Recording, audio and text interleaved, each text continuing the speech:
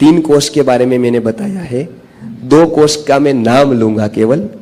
विज्ञानमयी कोश चौथा है, 5वां आनंदमयी कोश है।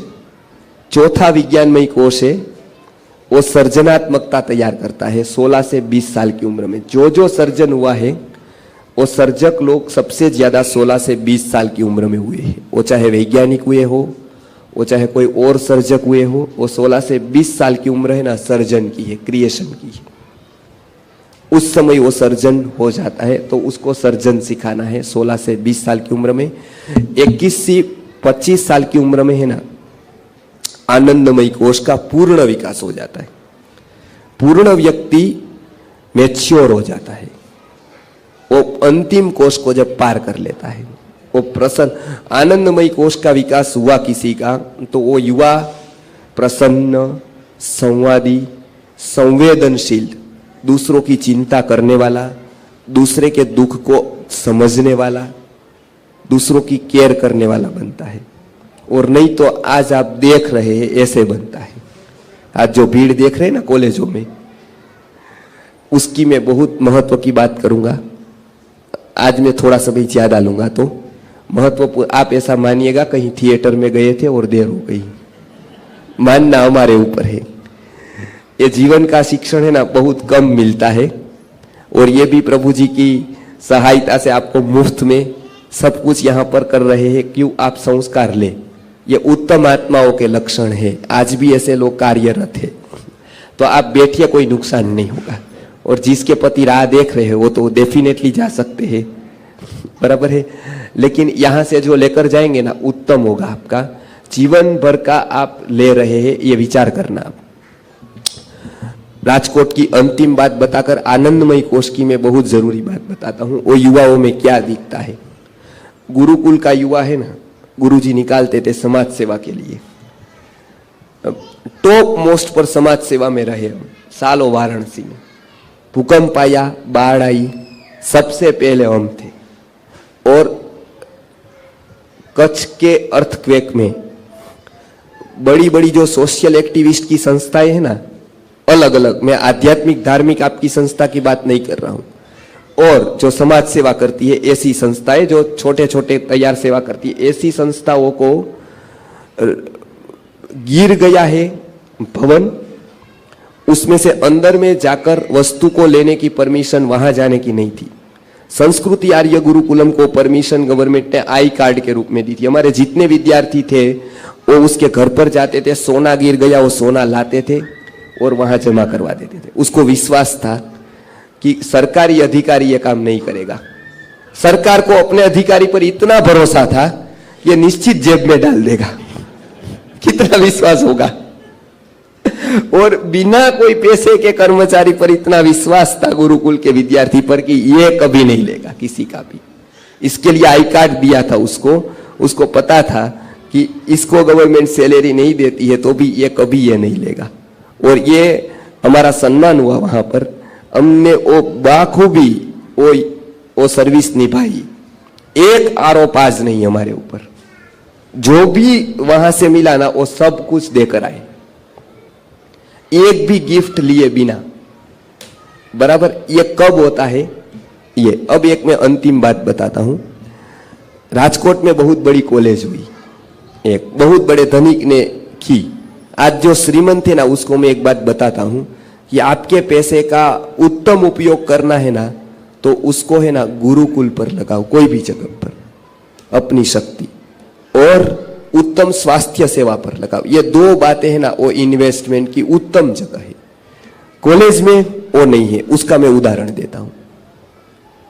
क्यों ऐसा है? ये शिक्षण क्या दे रहे, उसका फल है ना ऊपर भी है नीचे भी है, दोनों जगह है, बराबर है। उसका एक भी जगह नहीं, बराबर। ये विचार करो। और हर एक जगह पर हम ये कहते हैं मेरी शक्ति है ना वो मैं लगा रहा हूं, और बहुत लगा रहा हूं ना, इसलिए मैं आपको कह पाता हूं, बराबर। एक कोई दिखा दे कि मेरा स्वार्थ कभी नहीं होगा उसमें, बराबर। तो कॉलेज की उन्होंने बहुत बड़ी कॉलेज की, विद्यार्थियों की संख्या बहुत। गुरुजी हमारे राष्ट्रपति अवार्ड मिला था उनको, बहुत शिक्षा के विषय पर उनका भरपूर प्रदान, बहुत सारी यूनिवर्सिटी में उन्होंने कोर्स दिए हैं, बराबर है। इतने महान व्यक्ति, बराबर, शिक्षा का A to Z जानते थे, सब कुछ, बराबर। इतने महान व्यक्ति, उन्होंने पत्र लिखा कि आप हमारी कॉलेज देखने को आओ और एप्रिसिएशन लेटर लिखो आप एक, या बहुत अच्छी कॉलेज है। और इतने इतने लोगों ने लिखा है, ये मंत्री ने लिखा है, इन्होंने लिखा है, ये लीडर ने लिखा है, ये फलानी संस्था ने लिखा है, आप भी लिखो। गुरुजी ने बताया, देखिए आप कहे और मैं लिखूं ऐसा व्यक्ति मैं नहीं हूं, देखे बिना मैं नहीं लिख सकता हूं।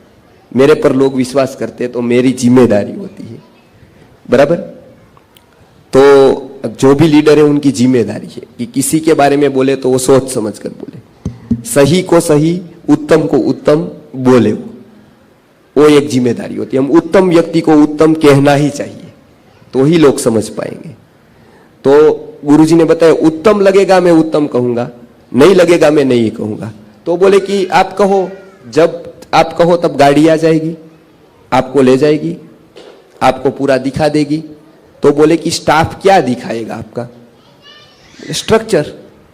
तो बोले स्ट्रक्चर का शिक्षण के साथ क्या संबंध है? स्ट्रक्चर तो करोड़ोंपति अच्छा बना पाएगा, उससे क्या है? शिक्षण देखना है ना कि स्ट्रक्चर देखना है?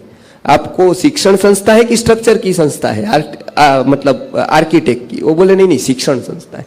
तो शिक्षण देखना है ना? बोला तो मैं देख लूंगा, आपके स्टाफ की कोई जरूरत नहीं। वो बोले कब देखेंगे, कब जाएंगे? वो बोले मैं जाऊंगा, जरूरत रहेगी तो फोन करूंगा आपको, जरूरत नहीं पड़ेगी। कॉलेज का ऑब्जर्वेशन किया, देखो अंदर नहीं गए, बाहर से ऑब्जर्वेशन किया, छूटते कब है और एंट्री कब लेते। एंट्री सुबह में थी, छूटने का समय, लीव करने का समय दोपहर 12:30 बजे था। 12:30 बजे 12 बजे वहां चले गए, बराबर। कॉलेज के एंट्रेंस गेट पर देखा, 12:30 बजने वाले थे, बेल बज गया, सब निकले, BSY TY वाले विद्यार्थी, बराबर, second year, third year, first year, सब निकले।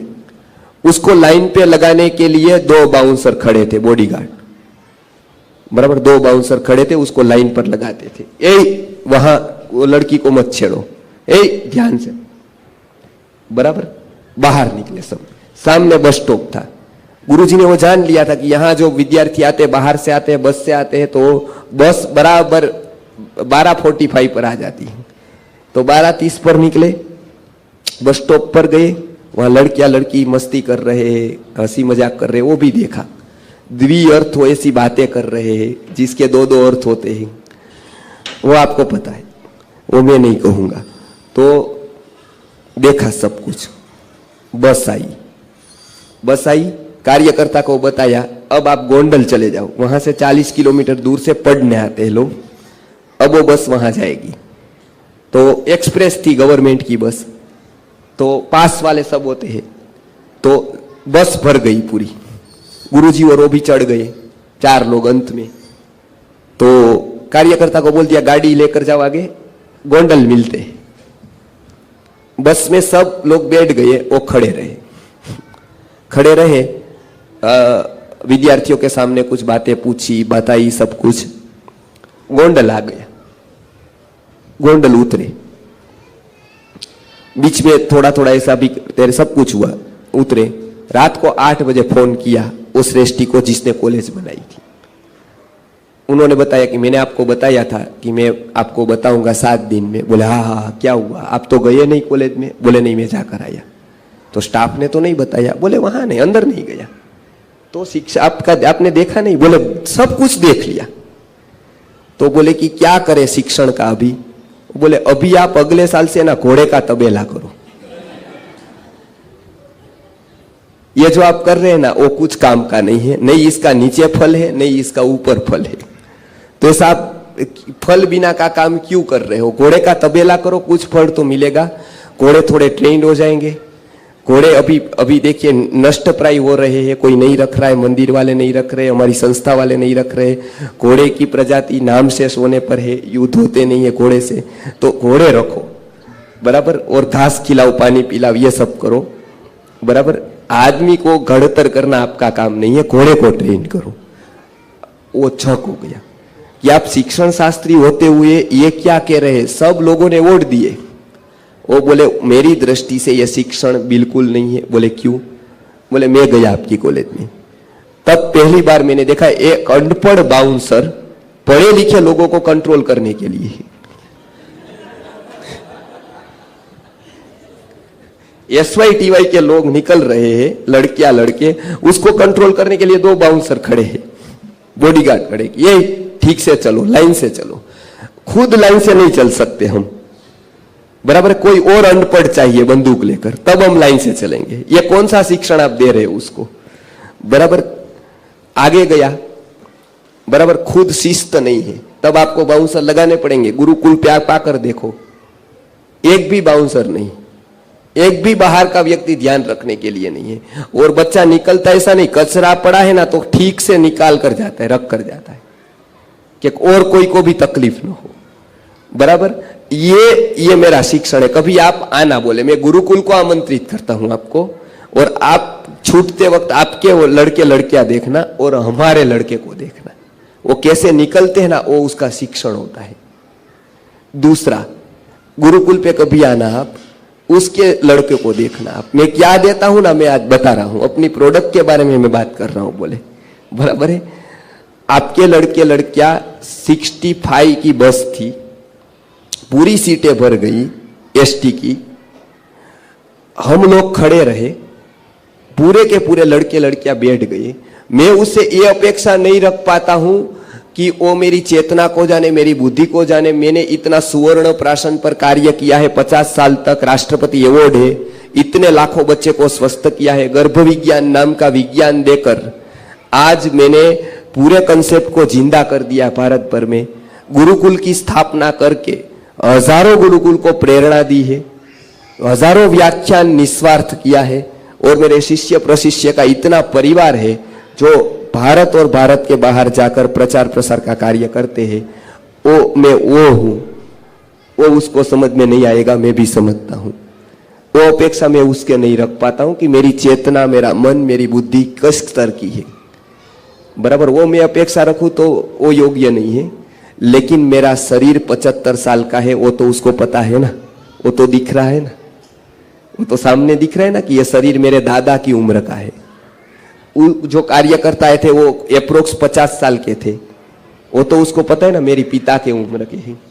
एक भी व्यक्ति ने सीट देने के लिए नहीं बताया। तो जो व्यक्ति में आप संवेदना नहीं ला सकते हो ना, वो शिक्षण कोई काम का नहीं। वो मैं तो कहता हूं कोर्स चला दो आप आज ही पूरा। जो व्यक्ति को संवेदना न सिखा पाए, दूसरों की केयर करना न सिखा पाए, वो कोर्स का बोले वो मानव नहीं राक्षस तैयार कर रहा है। वो कोर्स कोई काम का है ही नहीं, बराबर। ये आप सुन लीजिए, उनको मुंह पर बताया, उनको बहुत ग्लानि हुई ये सुनकर कि मेरे करोड़ों रुपए का ये फल है, मैंने पूरा लगाया, ये फल आज सामने है। उन्होंने बताया कि मैं आपकी बात से कन्विंस अवश्य हो गया हूं कि ये मैं शिक्षण नहीं दे पाया हूं। अब मैं बंद तो नहीं कर सकता, लेकिन आज से मैं पूरा कर देता हूं। वहां पर मेरा कोई संबंध है रहा है, अब मैं किसी को नहीं बताऊंगा कि मेरी कॉलेज है। अब आज मर गया मेरे लिए सब कुछ, क्योंकि रियलाइज हो गया आज कि मैं जो शिक्षण देता हूं ना, वो शिक्षण नहीं है, बराबर। आपके बच्चों को भी ये जीवन विषयक शिक्षण देना जरूरी है। उसमें संवेदनशीलता नहीं आई ना, उसको पत्नी को संभालना है, पत्नी को पति को संभालना है, दोनों को मिलकर बच्चों को संभालना है, सबको मिलकर समाज को संभालना है। संवेदना नहीं होगी ना, एक काम नहीं होगा। वो दोनों पढ़े लिखे लोगों को, बराबर है, बीच में एक वकील रखना पड़ता है दोनों के झगड़े को सुलटाने के लिए। वो दोनों पढ़े लिखे हैं, अपना झगड़ा सुलटा नहीं सकते। उसके बीच में लॉ आता है, वकील की फौज आती है, जज आता है, पूरे लॉ आते हैं, इंडियन पिनल कोड आता है। आप समझदार कह पाएंगे उनको? नहीं। वो किसने समझ नहीं दी? घर से नहीं दी। वैदिक पेरेंटिंग का कोर्स गुरुजी ने इसीलिए दिया। हमारे जो ये संत, हमारे लीडर्स है, वो इसलिए ये शिक्षा का कार्य कर रहे हैं कि वैदिक पेरेंटिंग का कोर्स घर घर पर जाए और ये समझ उसको दे। इसके लिए गुरुजी का ये कोर्स हमने और मतलब वेबसाइट पर भी रखा है, संस्कृति आर्य गुरुकुलम वेबसाइट है, वहां पर वो ऑनलाइन वैदिक पेरेंटिंग का कोर्स है जो 0 से 5 साल के बच्चों के लिए बहुत उपयोगी है। संस्कृति आर्य गुरुकुलम वेबसाइट पर जाएंगे, पूरा कोर्स है वहां पर, बराबर है।